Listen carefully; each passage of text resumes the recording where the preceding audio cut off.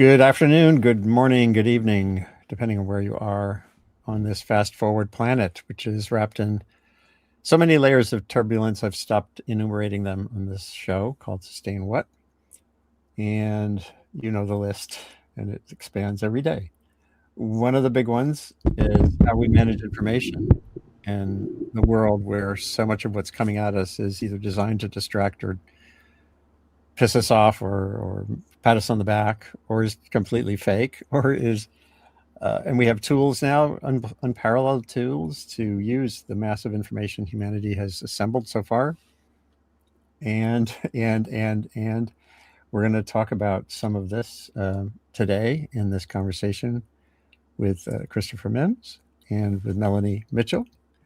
Melanie is at Santa Fe Institute, has had a long career digging in on artificial intelligence. She wrote a book about this in 2019. She has a great blog we'll explore on Substack. And my streaming thing to Substack for some reason isn't working, so I'll just post that later. But this is live streaming everywhere else. And Christopher has a new book that's kind of a user's guide to these technologies, these software designed things that we're all using, even if we don't think we're using them now. And all of this, partially, I've been on this sort of worry wagon myself. I signed on to one of those letters that went around about getting really clear about the uncertainties and where this could all lead on that high level scale. I still think that there's interesting issues there. And at the same time, the utility factor and how will it affect our jobs and our daily lives is something that's really important to explore. So first of all, congratulations on the book. I think it just launched like 2 days ago. Is that right? Yeah, on Tuesday. It's been out just a few days, and it's been great to see people, start to dig in. Fingers crossed they like it. We'll see. But you described it accurately, right? It's a user's guide. It's as much about what the limitations of AI are as what its abilities are, which is why I was ecstatic that you got Melanie to come talk, because she has been just instrumental in my reporting, and I think does a great service through her public education. Right, Dr. Mitchell, your Substack, I love it, and I think you're kind of uniquely gifted in terms of talking to people about what are the base building blocks of today's transformer-based LLMs and other systems. And so, what can we reasonably expect from them, and what are their limitations? Yeah, thank you very much. I appreciate that. And I really enjoyed your book. I wrote an endorsement for it. I think it's one of the rare places where you can actually find a realistic assessment of AI and what kinds of good things it can do for you and some of the bad things that it might end up doing. Yeah. Well, so here we go. And I'm still reading the book, but I'm liking what I'm seeing so far, and I've been desperate for, and also in your columns in the Wall Street Journal, I should say, you've been a straight shooter in looking at these technologies that, I mean, this one's particularly tough because the breathlessness is not just like, climate change has its factions and interests around it, like fossil fuel interests and renewable energy campaigners. But the scope of money that's driving the AI conversation, along with the explosively rapid nature of the evolution of the tools, feels unique. Maybe Melanie, is it unique? I mean, do you look back at history, at the printing press and other things too, in terms of whether this really is different? And then back to you, Christopher, too. Well, I think, yeah, I mean, it's sort of different in the speed at which the economy has, in a way, embraced it, at least in terms of funding for these big AI companies, and also how much money they're spending in creating these tools. It remains to be seen what the transformation of our society is going to be, if it's going to be as big as they predict. I'm a little skeptical of that, but it's certainly in terms of the amount of money going into these things, it's just crazy. And supposedly, if AI fails economically, that's going to take down the rest of the economy with it. Yeah, and that gets us right back to Chris, to your work, especially at the Wall Street Journal. Talk about that a little bit. What I was just saying, this. So you have the explosive change in the technology, you have the hype around it, you have the money around it. How are we even supposed to grasp? Where do we set our barometer of worry and or opportunity with all that? Yeah, well, I mean, I think what Melanie just said is absolutely correct. I mean, if AI doesn't deliver on the promise that's implicit in the scale of investment going into it, the economy is very much in trouble. And I think this is what makes kind of handicapping, what is the near and long-term future of current generation AI so difficult, because the two things, its technical capabilities and the amount of money being poured into it, of course, are related. I do think that, there has been a lot of overstatement of what it's going to be capable of and when, and you see folks walking that back all the time. Dario, head of Anthropic at Davos, was just like, oh, maybe AGI is not going to arrive quite as soon as I thought it would. Every 6 months they like to say, 80% of coders are going to be completely replaced by this. And then you go and talk to the coders, and Melanie can speak to this. And they're like, no, really not quite yet. There is an element of sort of productivity theater with modern AI. It's really great at generating products that look like work, that look like what are supposed to be the output of a given job, but they're really not actually what you wanted. So there are some productivity I got to pause gains you here. for a second. I love that term, productivity theater. Yeah. Related term is work slop. We can get into that later, but the bottom line is that like when I step way back and I just look at this entire industry kind of with fuzzy eyes, my intuition is, one, these things are going to continue to do new and amazing things. They're going to increase in their capabilities in ways that are going to be really surprising and exciting if you're a technologist. Does that mean they're going to deliver on the level of investment going into them? As a part-time financial journalist, part-time technology journalist, I got to say, I don't believe that's the case at all. And I would say that, I'm not really saying anything that would surprise anybody when I say that, like, one of the things that many of us are doing at the Wall Street Journal right now is trying to document the scale of the investment bubble that's happening in AI right now, because when it pops, when the bottom falls out, I think it's going to be ugly, and I think there are going to be a lot of stranded assets, giant data centers that are only half full and maybe have to be shut down because they can't justify the expense of running them. Boy, and there's a lot of books and a lot of scurrying around getting ahead of when that's going to happen, of course. But as with all bubbles, it seems it's really hard to say. It's kind of like a mega drought. You don't know you're in it until you're in it, like substantially. Yeah, I think environmental metaphors really apply here because it's on that scale. Yeah. So I've put up part of the table of contents just so we could kind of break down the key parts of the book. One of the big ones is it's for teams or organizations. It's for individuals. Right. I think a lot of my audience would be interested in the individual component. And maybe you could just talk briefly about that. Obviously, there's innumerable sectors of society and even in daily life where that comes up. But and you also have your 24 laws of AI. We're not going to go through them all. But maybe are there some basic principles the average person should be thinking about and at that scale? Yeah, I mean, I think for individuals, the thing you got to understand, and this is, I would love for Melanie to speak to this because she has been kind of my North Star on this.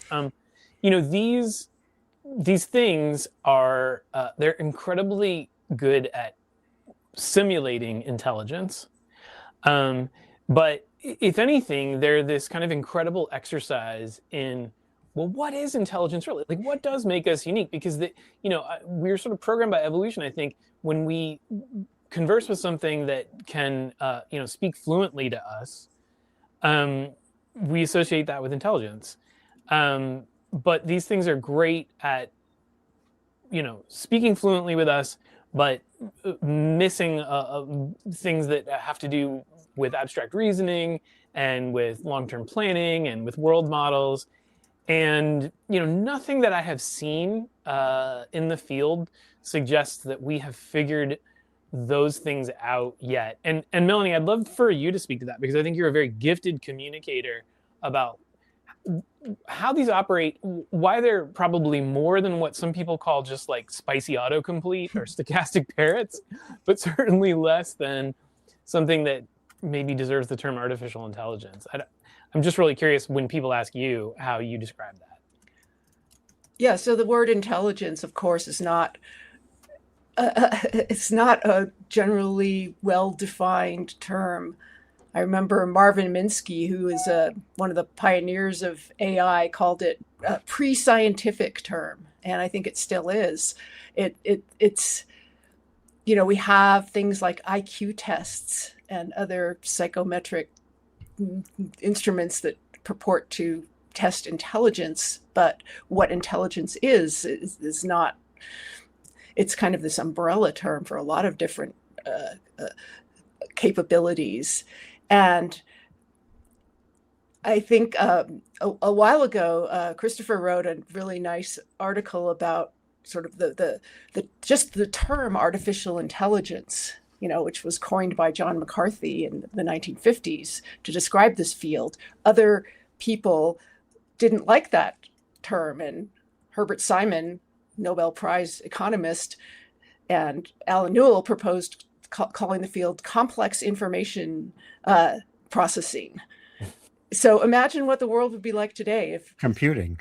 Yeah, if we were all just doing complex information processing, and that's a lot less anthropomorphic than artificial intelligence. Yeah. So I think that's some sense, what you could call the original sin of the field. And I think Christopher has a chapter called The Original Sins of AI. Right. Indeed. Yeah, I love that framing. So talk a little bit more about that, Christopher. Is there a way, maybe part of what we as individuals and organizations should do as the very first step is to really get our heads around a true definition of the difference between a tool and a capacity, or the tool and something similar to our own brains? Yeah, I mean, so Ethan Mollick, professor at Wharton, who, is very bullish on what AI can do. And I think sometimes he and I disagree in terms of like tone, but then when we get down to the particulars, we always agree on those. I mean, he also read and endorsed this book, and I think that might surprise people because his writings, I think, are very different than Melanie's in some ways. But I think, he has this concept of the jagged frontier of the capabilities of AI. So in other words, we're still figuring out what it is that it's good for. But I think that it's very safe to say at this point that, what it is great at is retrieving information, in a way that's more flexible than, past search modalities and algorithms were. Sort of remixing that information in ways that are really useful. This is why it's been huge for coding. I mean, Linus Torvalds, the guy who created Linux, which underlies everything in our modern world. It's like sort of the core operating system of the modern world. Even he's kind of been Claude-pilled and is getting into like vibe coding. I mean, to me, of course, it works great at coding, because what you're asking it to do is to kind of search its memory and regurgitate and remix information, which it has seen, hundreds, thousands of times before. And, it can even do some amount of planning. But what these systems tend to be really bad at is when you ask them to do anything that is outside of their training data, they really start to break down. And I think that illustrates the way that a system which has memorized the entire internet and then some has such a vast knowledge that it is possible for it to simulate intelligence by regurgitating and remixing that information. But, when you ask it to try to like truly transfer that learning to new tasks, or to operate in a completely novel or unfamiliar environment, it really breaks down. You also see this, of course, with self-driving technology. And so to me, that's a good working model of why this is simulated intelligence. Like, it knows a million times more than any individual human, and it can pull on all of that knowledge. So it seems intelligent, but it can't be adaptable and reason at a level of abstraction that humans, most humans anyway, seem capable of. So I think we have to kind of go into every new task that we ask of it with that in mind, and recognize that the main way that we're going to get a big productivity boost from this in some fields is by putting tons of scaffolding and conventional software around it. And that's why it can code, but it's not so great at writing novels, for example. Yeah, you also get at the different sectors, the using it in creative arenas. I deal with this as a musician. I'm starting to, and it's interesting. And my older son, works in special effects at one of the major movie studios, and he's instantly become their AI expert because they didn't have any. And he sees it very much as the grunt work reducer, so that you can get at the other stuff more clearly. Like, one of the things he does is he'll sift a screenplay for how much money they're going to have to spend on fake lions or whatever. and obviously, I think an AI tool can help identify those factors in a 100-page script really fast or whatever. But so he's not freaked out about it displacing the other parts of the work. And so is that one way to one of the big fears out there, and we almost had Brian Merchant on here as well, is the disruptive aspect of this for work. And you both, maybe you could both just weigh in on whether it's too early to even determine whether the costs to conventional employment will be outweighed in the long run by this burst of the liberation that comes to do better work through having better tools, or just through new fields emerging, that kind of thing. Is it too soon to make that judgment? I think it's very uncertain. There's been predictions about AI taking over all jobs or most jobs ever since the 1960s. And I think people are often misunderstanding what a job might consist of. So here's an example. In 2016, Jeffrey Hinton, one of the most famous people in AI, predicted that by 2021, we wouldn't need any human radiologists anymore, because AI systems were getting so good at, interpreting X-rays or ultrasound images and so on in medicine. But he equated that the ability of AI systems doing well on sort of medical benchmarks. Okay, he found that pretty fast. He equated that ability with the ability to do the whole job of a radiologist. And I think that misunderstands that a job is not equal to a set of tasks. It's much more than that.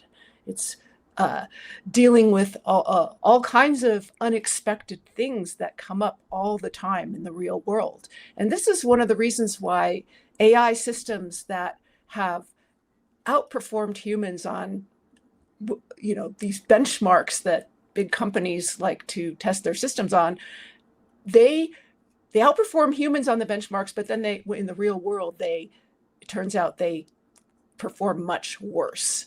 And this has to do with the notion of the jagged frontier, or jagged intelligence, as it's been called, of AI models, that they're really good in some situations, but if the situation they're in is something that's beyond or very different from what they've seen in the training data, they have trouble adapting to it.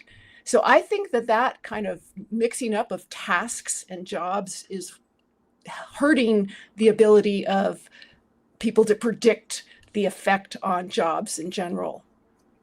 Yeah, and I would add one thing to that, because that's a really key insight. The other thing that I have learned in the process of writing this book, since writing this book, is that the assumption that because a system performs well on one of these benchmarks, that it is a like for like replacement for a human performing a particular task, that is a fatally flawed assumption, because as Melanie said, often these systems don't perform in the real world as they do on these benchmarks. No surprise, because we know they're just not as flexible as a human. More importantly, there is this subtlety about failure rates. So imagine you have a system and 80% of the time it does better than a human, okay? But 20% of the time it just completely crashes out and breaks. And the human has to step in and evaluate its work, clean up its mess, etc. In that scenario, depending on the job, the AI can lead to a situation where it takes the human as much time or more time to perform a task, to perform a set of tasks than it would have taken had they not used AI at all, right? Because they have to go in and clean up its messes. You see this a lot with coding, but you see this in other areas as well. Like when I use a deep research tool and I have to very carefully check everything that it is deriving from the sources that it's linking to, that's a lot of extra work in terms of basically fact checking its output, which at some point is greater than the amount of time it would have taken me to just like do a Google search and go read all of these sources on my own. You see this in a lot of different areas, and I don't think that businesses and even frontline workers understand yet the way that AI can be a drag on productivity when it fails above a certain rate. And obviously radiology or other, things where it's a life or death situation are a great example. Let's say that, Right. it's 95% effective. 5% of the time it gets it completely wrong and it misses a cancer. Well, as a radiologist, now, do you have to go back and redo all of its work because it's a life and death situation? So I think that it's not just that AI replaces tasks and not jobs. It's that it fails at those tasks in a way that a human wouldn't necessarily, and which can lead to actually a drop in productivity. So that's a double bind there, because the expectation of management is higher productivity. My brother's a cardiologist. He's just gotten back into doing active cardiology, and the workload. I think there's an expectation of how many patients he can handle is now risen because of these tools. So you have this tension, as you were just describing, of those low probability but catastrophic failures and the expectation of more productivity. And that goes, I'm sure, way beyond medicine. Yeah, and on the flip side, though, and this is where we get back to another aspect of the jagged frontier, in areas where the consequences of occasional failure are lower, it really can boost productivity. So, Sure. One example is lots of doctors love now to use AI-based systems to record patient encounters and then automatically generate notes and summaries from that, and help them fill out the sort of mountain of paperwork that they would normally have to do. There, I think it's great because it's a situation where it can do 80% of the drudge work. You can scan through it and very quickly clean up the parts that it missed. And suddenly it is just a data entry assistant for you, where it really can boost productivity. Yeah. Melanie, back to you. I want to back off a little bit and back into the arena of expectations. As I just said, management, I think has artificial expectations. You've written a lot about the aspects of this that get our attention and get media coverage. And for example, you did a piece, my colleague and friend, Tom Friedman, who likes to jump on the latest technology, wrote this piece that says China and the US should collaborate on scoping out the risks from this technology, and you push back pretty constructively in your column. So in that, are you working, what's needed to ground that level of folks in some of these realities, the distinguishing realities of where it's productive, where it's dangerous, and the like? Well, there's different narratives about what these systems are. One narrative is that they are super intelligent agents, kind of like us. And in that narrative, we can let them make consequential decisions. We can have them as our, like our PhD level interns. That's one framing that Sam Altman gave of new ChatGPT. We can have them as our therapists and even as love interests. So that's a framing that people have used. But another framing, there's many different possible framings, is that they are tools. They're not creatures, they're tools. They are fallible tools, but very useful in some ways. And I think that's what I like so much about Christopher's book, is that he presents them very much as tools. And that they are, in the words of Arvind Narayanan, who's a Princeton scholar of AI, and his collaborator, Sayesh Kapoor, they are normal technologies, which is kind of going against the sort of disruptive, transformational idea, super intelligent idea. But the idea there is that they are like the internet, like the World Wide Web, maybe like social media, that they are technologies that are going to be integrated in our world, but at a much slower pace than maybe some of the big boosters have said. And that our expectations have to be measured by these kinds of technologies that have happened in the past, maybe even like smartphones or something like that, that we shouldn't treat them as this incredibly kind of magical super intelligence. And I think that's what Tom Friedman was kind of getting at in his article, that, oh my God, the world has completely changed. And say, no, this is actually, we've seen something like this before. And we know that these things take a lot of time to integrate into the world and into our, economy.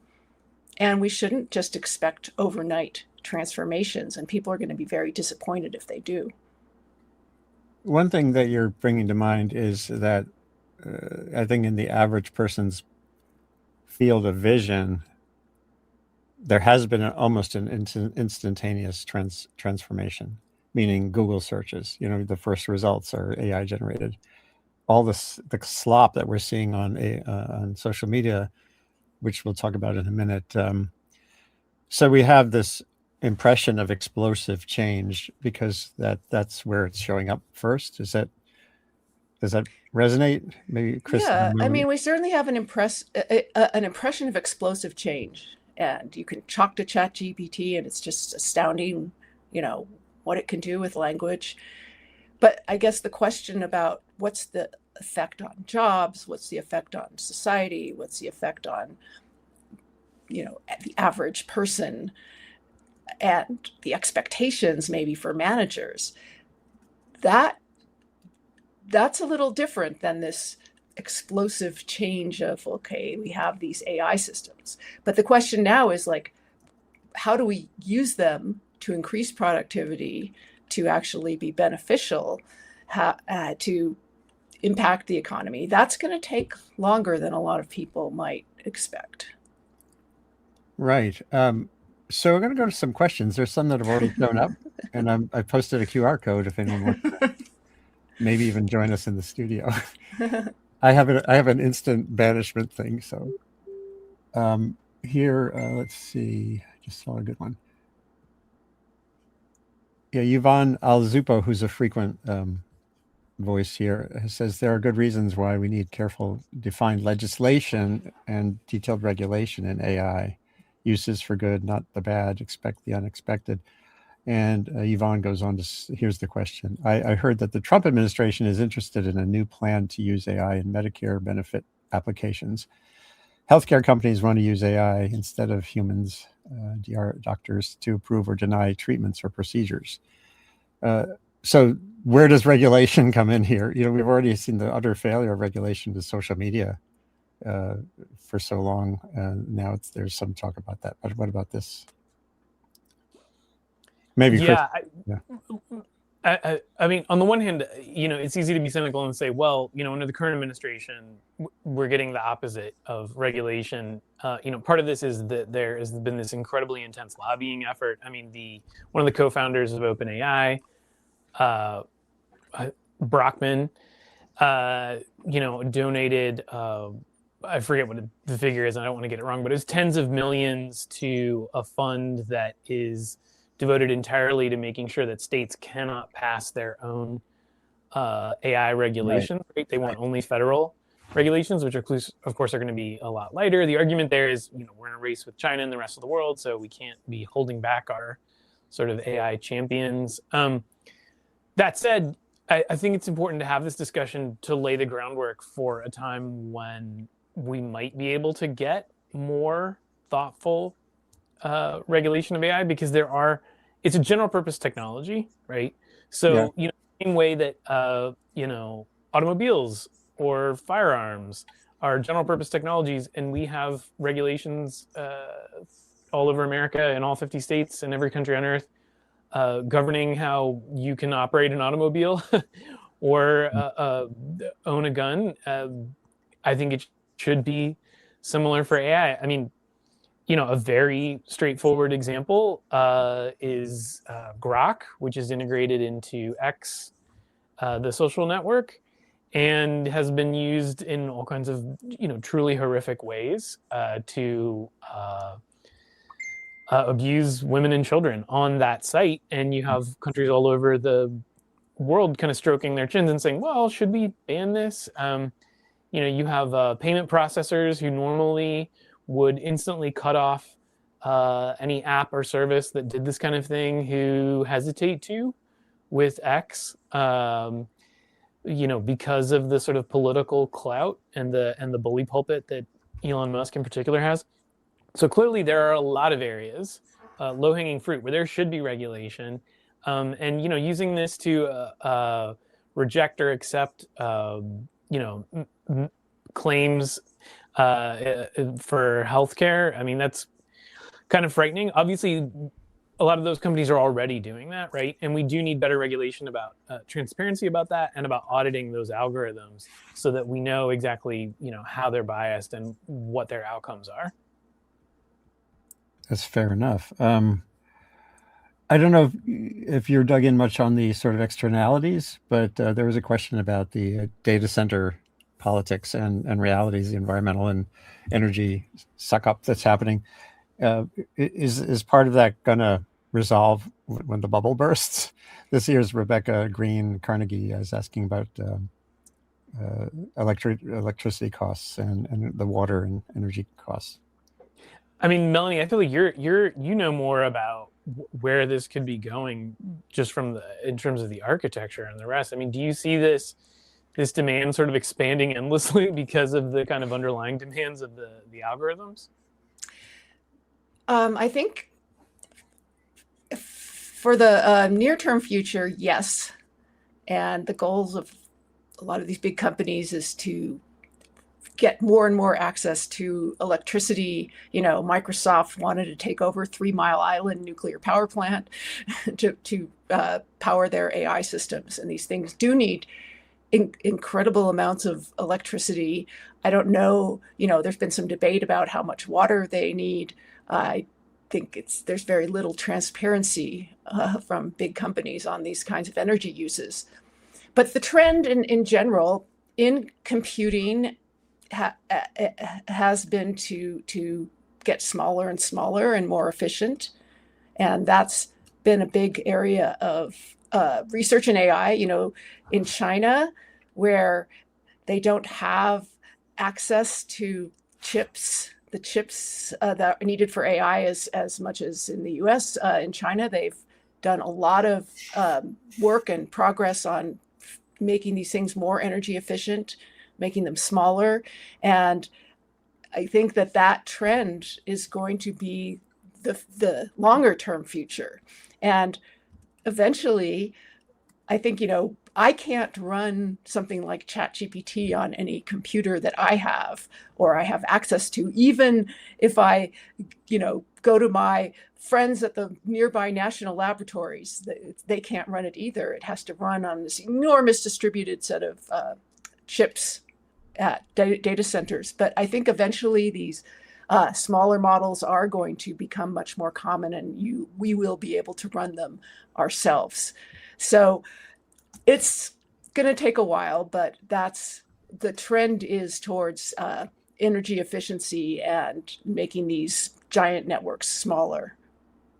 Yeah. Yeah, and I agree. I think that's another reason we could have some stranded assets in terms of data centers. I mean, on the one hand, they keep coming up with new applications like video generation, which just demand more and more compute and more tokens. But on the other hand, for a lot of the everyday applications of AI, which I write about in the book, I do think we're going to be running these models locally. Eventually, it'll just run on your phone or whatever. And the efficiency drive there is very straightforward. It's economics, right? I mean, if every time you do a search on Google and it automatically generates a summary at the top, Google loses money on that, where in the past they would have been making money just because they're having to spend too much on electricity. Clearly, they're going to figure it out, right? These companies are great at efficiency. Even if they can't make the big leaps in capability that they've promised, like they will figure out the efficiency side. Yeah, yeah, and there's also oh gosh, what's his name? I should look at it. I should Google it. No, Terran Norris is an energy guy, and he said there's already a lot more plasticity just in running the data centers that to manage the load, so it'll match with the daily fluctuations in load for other things. There's uses of AI that have to be instantaneous, and there are other things that are not like that. So the plasticity that's there in these systems, I think, is something people miss. Not just this one. One thing that came to mind when we were talking about perceptions of intelligence, back in 2001, I wrote an article about climate models, where I interviewed the guy who ended up getting a Nobel Prize for climate modeling, Suki Manabe at Princeton. And he was saying he was getting worried at that point about climate modeling because people were adding more dimensions to it. And he said it's the difference between qualitative and quantitative results. He said basically we're building models that look like the Earth. They kind of behave in a cool way. These three multidimensional Earth, water, circulation models, but they're not the Earth. And I don't know whether that resonates, but it came to mind when you were talking about that. And, we're seduced by things that look like us. Yeah, it's funny. You reminded me of a core application of AI these days, which Melanie knows more about than I do, which is translating physical models into AI-based or transformer-based ones that are more accurate, like with weather models.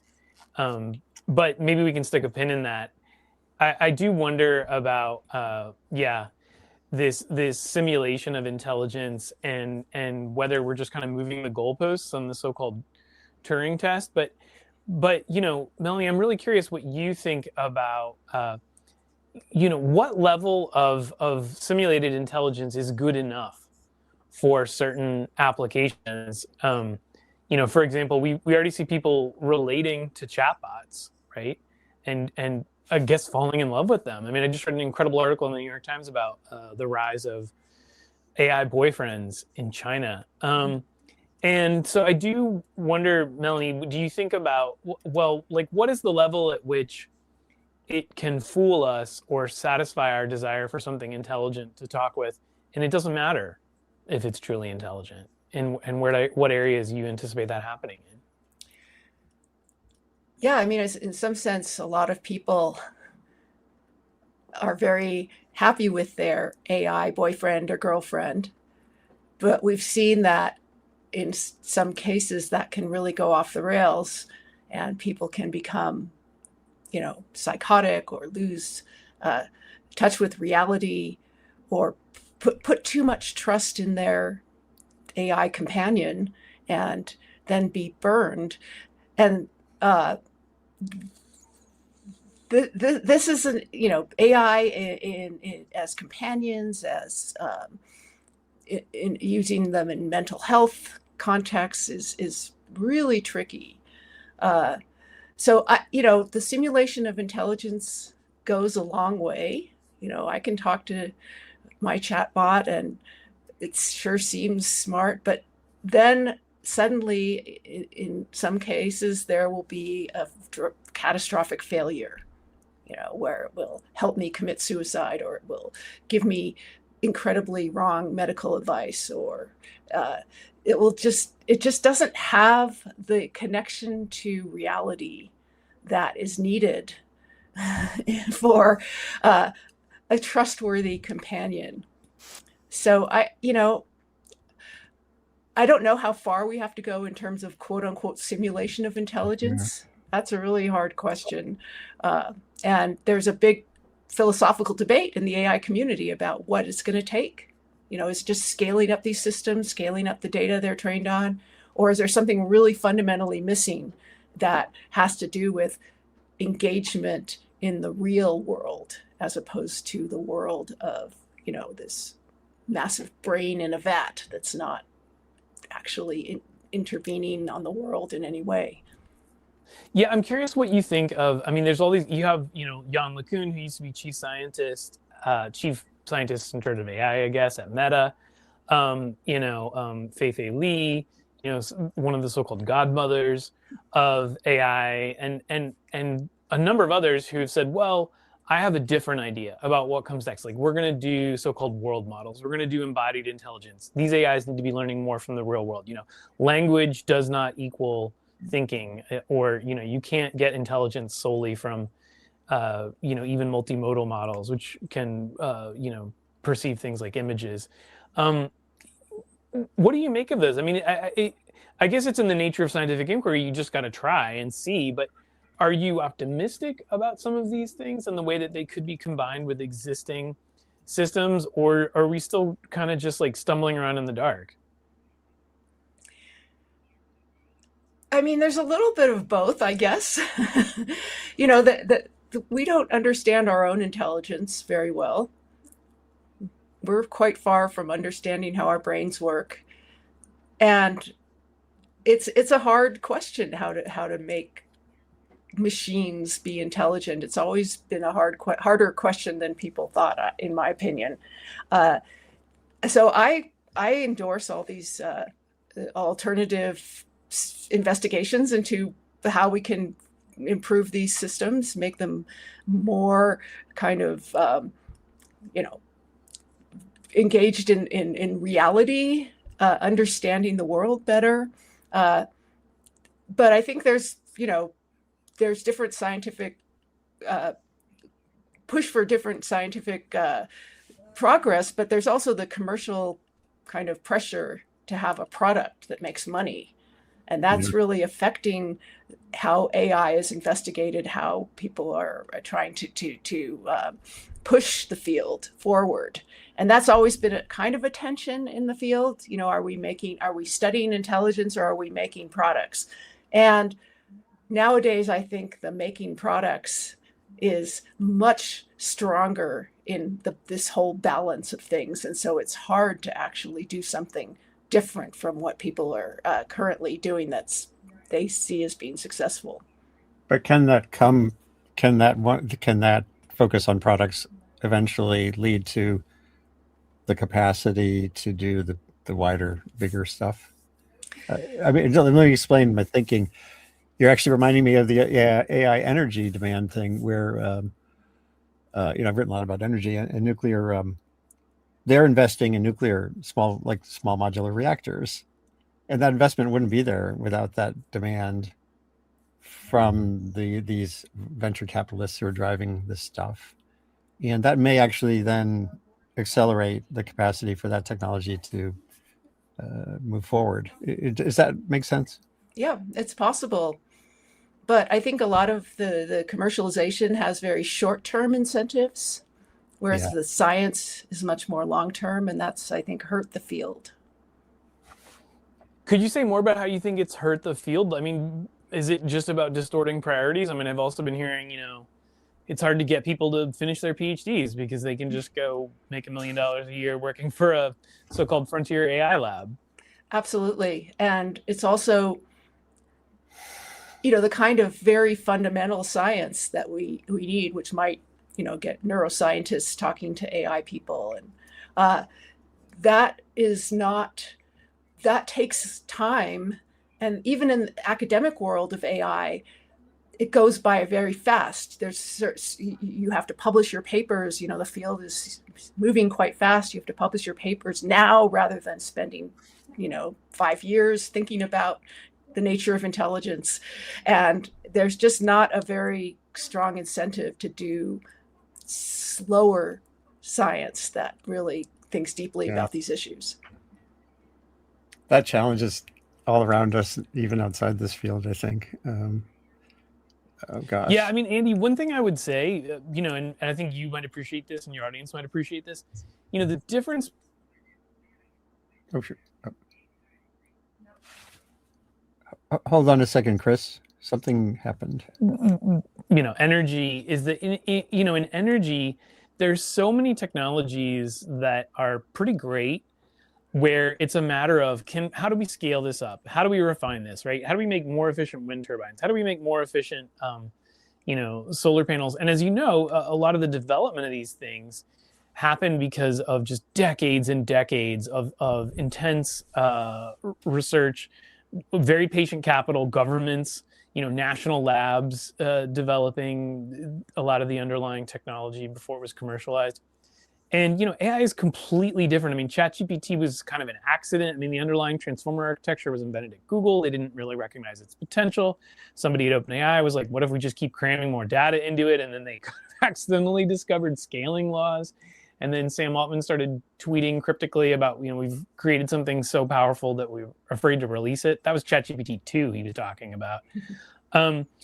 So, it's not the same equation. Like, I don't think pouring more and more money into commercial AI development is going to lead to the kind of breakthroughs that we need, because to get there, you have to take a winding path. And I think there's no better example than how we came up with the systems that, won folks like Geoffrey Hinton the Nobel Prize. I mean, he was toiling in utter obscurity, right?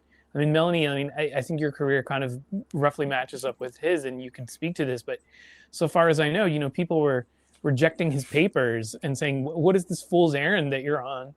And he just kept at it for decades.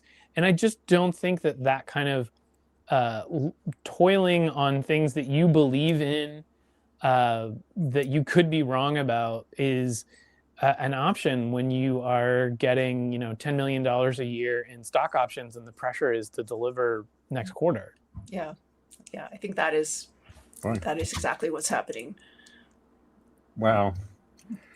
So let's go back into the book, and we should do more. I should do a whole track on this. Sorry, Andy. Did you ask a question? I think I just lost your audio. Oh, can you hear me or not? You can't hear me? No. Oh, hold on.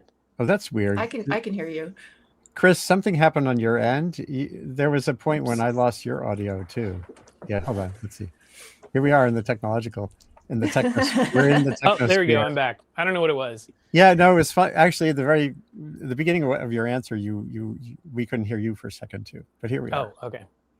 Now here we are in the technology. Yep. Yes, and at the end of this, I think StreamYard has it automatically generates like quotable, clippable parts of this discussion we're having, which has been helpful for me. I was saying I want to get back into the book and in the personal stuff. The section on creativity. Could you just talk about a little bit about that before we start to head toward a close? And I don't know whether you both have a hard out at the top of the hour, but yeah, I do. Yeah. Okay. Yeah. So, I mean, the thing about creativity is, AI, the sort of law of AI there is like, AI cannot be creative on your behalf, right? But it can assist your creativity. It's funny. I wouldn't endorse the Joe Rogan podcast, but Ben Affleck was pretty good on this. I watched that. Yeah. Yeah. And he's like, look, it can't write a scene for you in a movie. But let's say you need a particular plot device. You're like, oh, somebody has to send a message, but it gets delayed for 2 days for some reason. You can just go in and kind of type your request, and it's like, oh, well, here are some ways that you might be able to make that play out in your movie. So lots of people use it for, in Hollywood, they'll use it for concept art. People will use it to kind of brainstorm. And in some ways, what it's doing is it's holding up a funhouse mirror to you, right? So if you want to get really weird and you want to make it part of your kind of writer's room or whatever, you can do that. If you want to, sometimes it's funny when I'm brainstorming with my editors and we need to come up with like an illustration for one of my columns, I'll be struggling to get across what it is I envision. And then I'll just go into Gemini, Google's Nano Banana image generation thing, and I will just give it a pretty elaborate prompt and tell it the style of the kind of editorial cartoon I want it to create. And then I can just show it to my editors. And it's not in any way replacing the human beings who will illustrate my latest piece, but it just helps me communicate with them.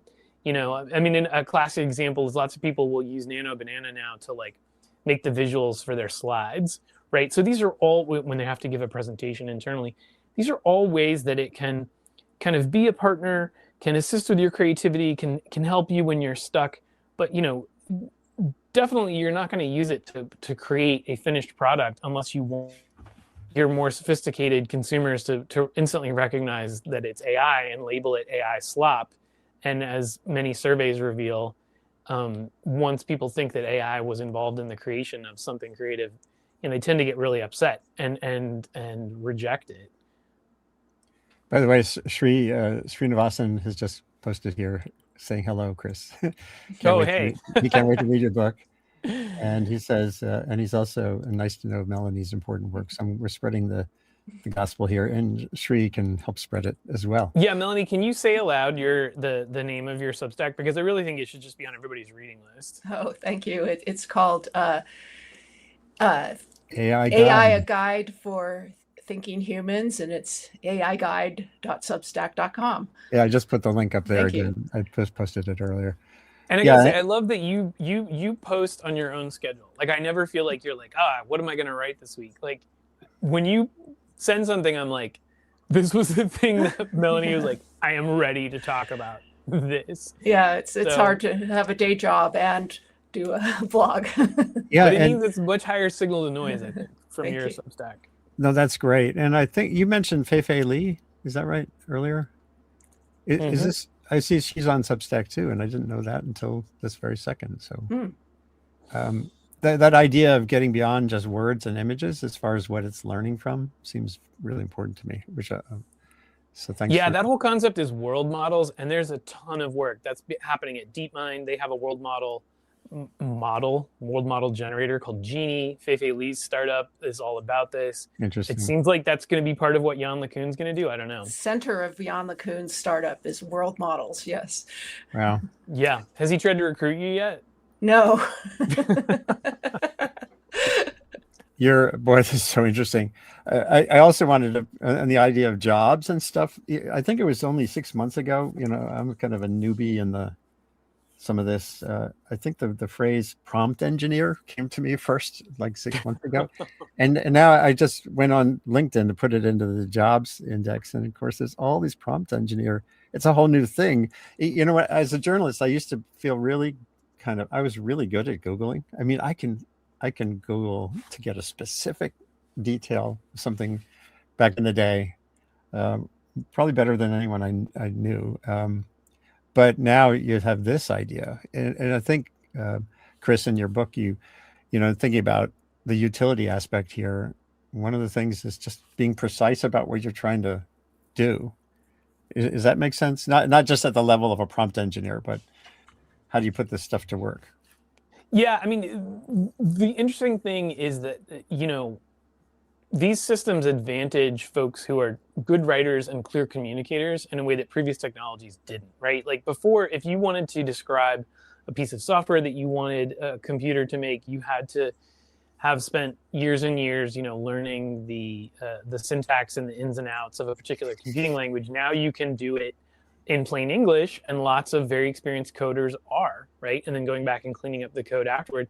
But similarly, if you have a very specific request, like you don't have to be good at Googling anymore. You can just give a deep research tool a very detailed prompt and then keep iterating with it and keep sort of pushing it deeper into its search index to find the information that you want. So it's funny. I think some of the people who are the quickest to reject these tools actually would be the best at using them if they gave it a shot. But I can see why they're annoyed and pissed off, because, you know, one thing we haven't even had the time to get into is like the ethics of all of this, and the fact that, Yeah. you know, as people, more and more news reports reveal, like there is so much human effort which went into training these models, and folks are not compensated for that, you know? No, I'm involved with that lawsuit. I was just trying to figure out whether to stay in the settlement or not, but that's a whole nother. Oh, the Anthropic settlement. Yeah, So one yeah. of your books was used to train the Anthropic's. Yes. There you go. So now, I'm going to close out with something very brief here. As a musician, you know, I have all kinds of acoustic instruments. I play mostly folk. I play mostly with other people. But some of my songs I felt I wanted to experiment with Suno, you know, as a way to kind of, what would it be like to do a production? And I think it's got an equalizing capacity for people. You know, all the focus is on Spotify and now lists of country hits, but for the average person or just a musician like me, it's a way to test drive stuff that's really cool. So here, I'm just going to show you briefly. I think you'll be able to hear this.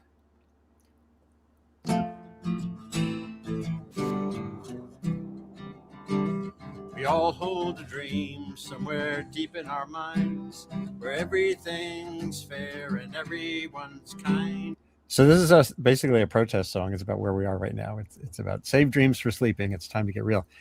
And, you know, I don't have time to turn it into an album, or whatever, and hire musicians. I don't have the money, although I do want to work with real musicians. So I just did this on Suno a few days ago. We all hold a dream somewhere deep in our minds where everything's fair and everyone's kind. Flowers all bloom and no smoke in the skies. No wars in the headlines, no tears in your eyes. But save dreams for sleeping, it's time to get real. Hard workers are suffering while billionaires steal. Young women in trouble can't find caring hands. House builders born elsewhere get bundled in vans. I'm not saying it's easy, all good things take time. Those trying to divide us are good at their crime. But if we stop dreaming, dive into the fray, a more perfect union is coming our way. So, I mean, all the imagery is mine. Those are videos I shot, but you know, that took about 30 seconds for it to generate that. And to me, and I have a friend who's a retired environmental lawyer who's using Suno just to turn his own words into music. And so it feels good to me. That's why, you know, the idea of the book, having, you know, getting real about what's possible with these technologies feels valuable. And so I hope everyone out there checks out How to AI. You can find Chris Mims, MIMS. It's a nice, easy name to Google for. and the title of the book to learn more about it. And absolutely track Melanie's blog, Melanie on Substack, where I am as well. There's her URL. Any last quick words, Melanie, and then Chris? Great song. Yeah, I think now I've seen so many of these kind of AI assisted protest songs online, which I think is a, you know, good use of the technology. Yeah, I mean, you know, it's used on the other end of things too, and yeah, for sure. Always a battle. It's a double-edged sword. No, and Chris, any last words of wisdom? Yeah, I mean, I think you nailed it just now, Andy, which is like, it's a general purpose technology, right? Everybody gets to use it. The Department of Homeland Security can use it to, you know, generate kind of fascist coded AI slap, and you can use it to create a protest song, and, you know, folks can use it to target weapons, and it can also be used to defend against, you know, government incursions on everyone's rights. So that's why I wrote the book. I mean, this is a technology that's here, so it's up to us to decide how to use it. And I hope more people of good conscience will use it for their own ends and not just leave it to giant companies with the resources to leverage it, and to those who might not agree with you to use it. Great. Well, thanks both of you for being here today on Sustain What. We can revisit these issues and go deeper on other aspects of it down the line. And folks, just go to that distracting scrolling bar at the bottom for information on how to read the piece that I wrote about this. I'm going to do another post right after we're done with the final version. And onward we go into the information environment, navigating and using whatever tools we have to make the best of it. Thanks again. Thanks. Yeah, thanks so much for having me. Yeah, hold on one second.